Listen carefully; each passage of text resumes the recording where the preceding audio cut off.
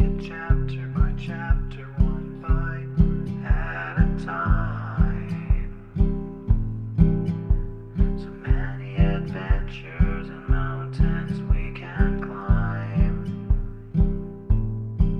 Take it word for word, line by line, one bite at a time.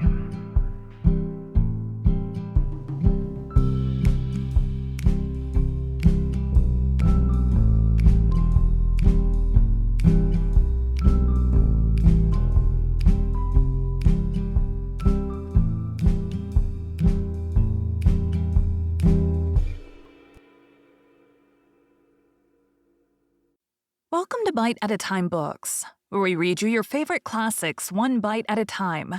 My name is Bree Carlile, and I love to read, and wanted to share my passion with listeners like you.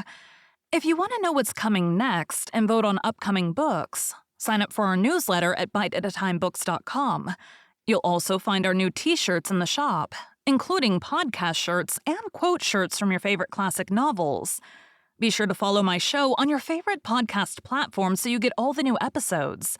You can find most of our links in the show notes. But also our website, biteatatimebooks.com, includes all of the links for our show, including to our Patreon to support the show, and YouTube, where we have special behind the narration of the episodes. We're part of the Bite at a Time Books Productions Network. If you'd also like to hear what inspired your favorite classic authors to write their novels, and what was going on in the world at the time, check out the Bite at a Time Books Behind the Story podcast, wherever you listen to podcasts. Please note, while we try to keep the text as close to the original as possible, some words have been changed to honor the marginalized communities who've identified the words as harmful, and to stay in alignment with Bite at a Time Books' brand values. Today we'll be continuing Great Expectations by Charles Dickens. Chapter 34. As I had grown accustomed to my expectations, I had insensibly begun to notice their effect upon myself and those around me. Their influence on my own character I disguised from my recognition as much as possible, but I knew very well that it was not at all good. I lived in a state of chronic uneasiness, respecting my behavior to Joe. My conscience was not by any means comfortable about Biddy. When I woke up in the night, like Camilla, I used to think, with a weariness on my spirits, that I should have been happier and better if I had never seen Miss Havisham's face, and had risen to manhood, content to be partners with Joe in the honest old forge. Many a time of an evening, when I sat alone looking at the fire, I thought, after all, there was no fire like the forge fire and the kitchen fire at home. Yet Estella was so inseparable from all my restlessness and disquiet of mind that I really fell into confusion as to the limits of my own part in its production. That is to say, supposing I had had no expectations, and yet had had Estella to think of, I could not make out to my satisfaction that I should have done much better. Now, concerning the influence of my position on others, I was in no such difficulty, and so I perceived, though dimly enough perhaps, that it was not beneficial to anybody, and above all that it was not beneficial to Herbert. My lavish habits led his easy nature into expenses that he could not afford, corrupted the simplicity of his life, and disturbed his peace with anxieties and regrets. I was not at all remorseful for having unwittingly set those other branches of the Pocket family to the poor arts they practiced, because such littlenesses were their natural bent and would have been evoked by anyone else if I had left them slumbering. But Herbert's was a very different case, and it often caused me a twinge to think that I had done him evil service in crowding his sparsely furnished chambers with incongruous upholstery work, and placing the canary-breasted Avenger at his disposal. So now, as an infallible way of making little ease great ease, I began to contract a quantity of debt. I could hardly begin, but Herbert must begin too, so he soon followed. At Startop's suggestion, we put ourselves down for election into a club called the Finches of the Grove, the object of which institution I have never divined. If it were not that the members should dine expensively once a fortnight, to quarrel among themselves as much as possible after dinner, and to cause 6 waiters to get drunk on the stairs, I know that these gratifying social ends were so invariably accomplished that Herbert and I understood nothing else to be referred to in the first standing toast of the society, which ran, "Gentlemen, may the present promotion of good feeling ever reign predominant among the Finches of the Grove." The Finches spent their money foolishly. The hotel we dined at was in Covent Garden, and the first Finch I saw when I had the honor of joining the Grove was Bentley Drummle, at that time floundering about town in a cab of his own, and doing a great deal of damage to the posts at the street corners. Occasionally, he shot himself out of his equipage head foremost over the apron, and I saw him on one occasion deliver himself at the door of the Grove in this unintentional way, like Coles. But here I anticipate a little, for I was not a Finch and could not be according to the sacred laws of the society until I came of age.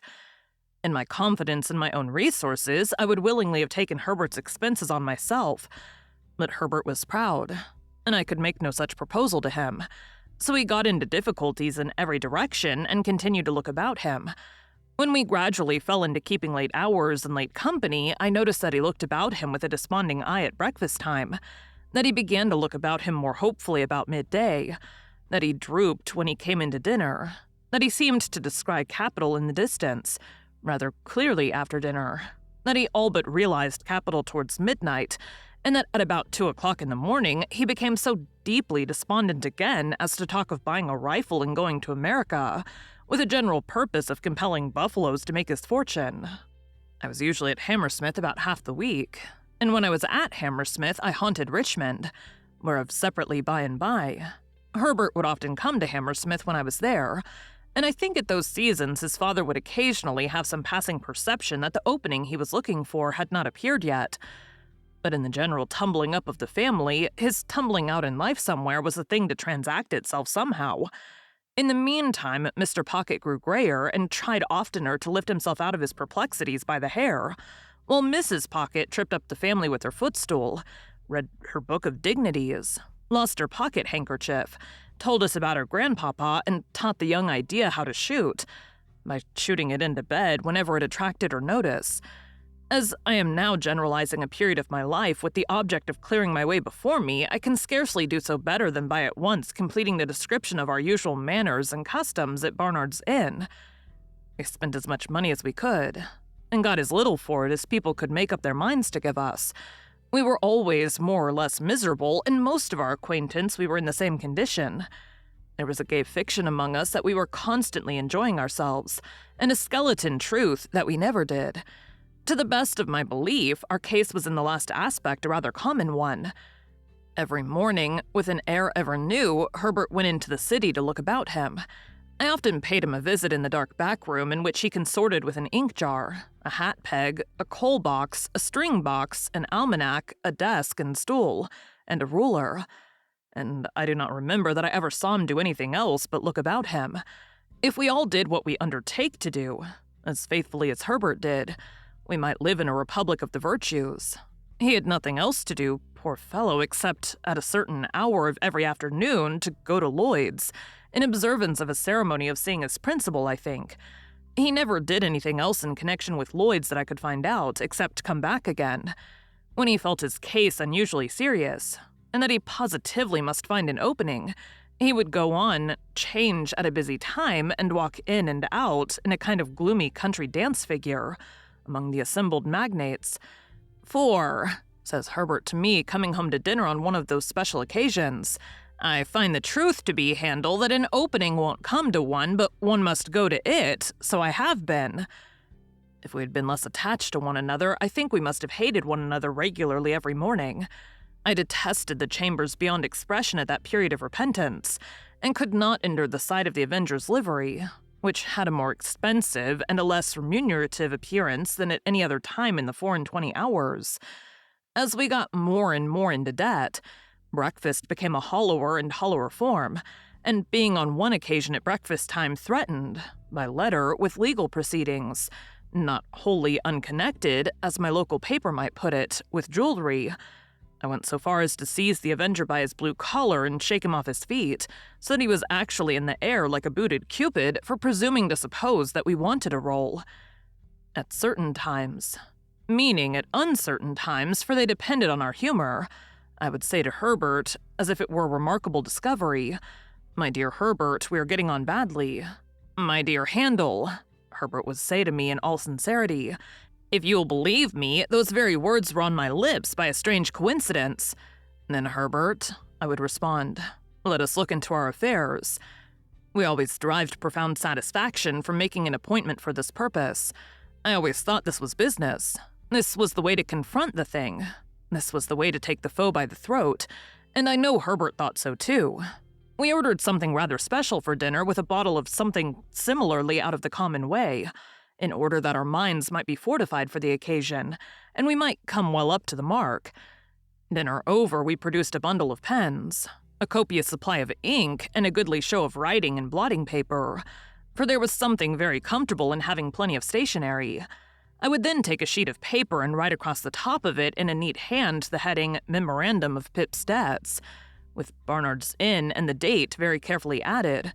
Herbert would also take a sheet of paper and write across it with similar formalities Memorandum of Herbert's Debts. Each of us would then refer to a confused heap of papers at his side which had been thrown into drawers, worn into holes in pockets, half burnt in lighting candles, stuck for weeks into the looking-glass, and otherwise damaged. The sound of our pens going refreshed us exceedingly, insomuch that I sometimes found it difficult to distinguish between this edifying business proceeding and actually paying the money. In point of meritorious character, the two things seemed about equal. When we had written a little while, I would ask Herbert how he got on. Herbert probably would have been scratching his head in a most rueful manner at the sight of his accumulating figures. "They are mounting up, Handel," Herbert would say. "Upon my life, they are mounting up." "Be firm, Herbert," I would retort, plying my own pen with great assiduity. "Look the thing in the face. Look into your affairs. Stare them out of countenance."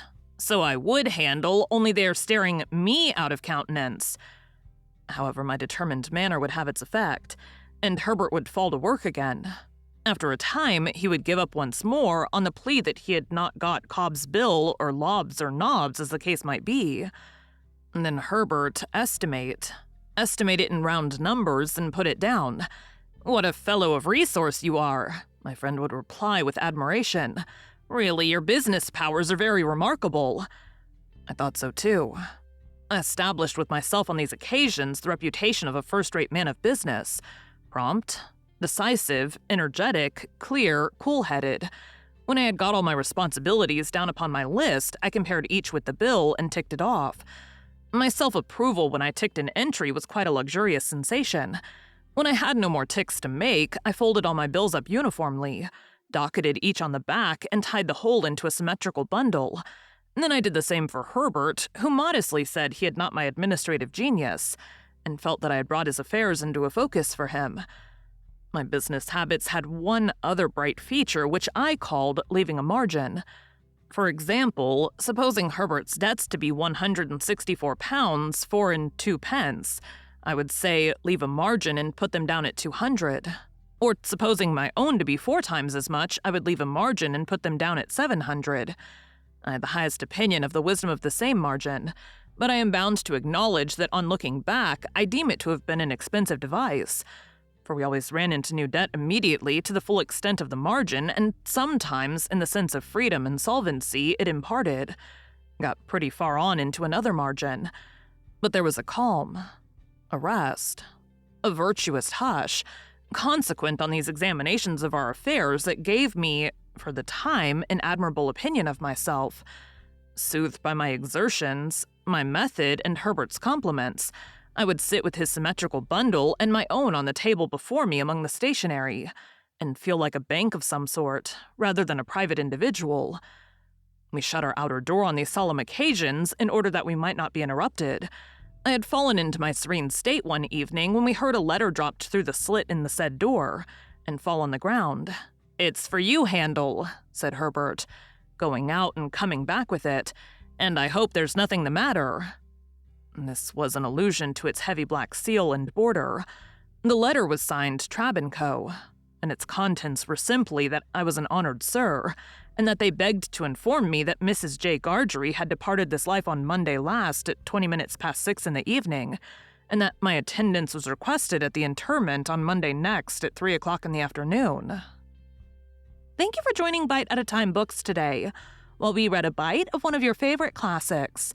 Again, my name is Bree Carlile, and I hope you come back tomorrow for the next bite of Great Expectations. Don't forget to sign up for our newsletter at biteatatimebooks.com and check out the shop. You can check out the show notes or our website, biteatatimebooks.com, for the rest of the links for our show. We'd love to hear from you on social media as well.